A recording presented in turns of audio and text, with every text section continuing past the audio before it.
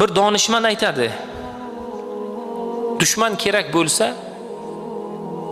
yaqin do'stlarni ko'paytir. Yaxshi dushman chiqmas begonalardan. Bugun kimdan pand yeyapmiz? Yaqinlarimizdan pand yeyapmiz. Chunki ularning oldi berdisida, muhabbatida, ular bilan har narsada haddan oshganligimiz uchun. Farzandimizni, o'g'limizdir, qizimizdir, ulardan pand yeyapmiz. Oilalari buzilyapti, ular tarbiyasiz bo'lyapti, harom yo'lga kirib qolyapti, zino qilyapti. Aytganimizga quloq solmayapti, kelajakda kerakli odam bo'lmayapti. Nega? Ularning muhabbatida haddan oshganmizki, qattiqqo'llik qilmaganmizki, nazorat qilmaganmizki, aytganini aytgan, deganini degan muhayyo qilganmizki, bugungi kunda haddan oshganimiz uchun nima bo'lyapti? Ulardan pand yeb qolyapmiz bugun.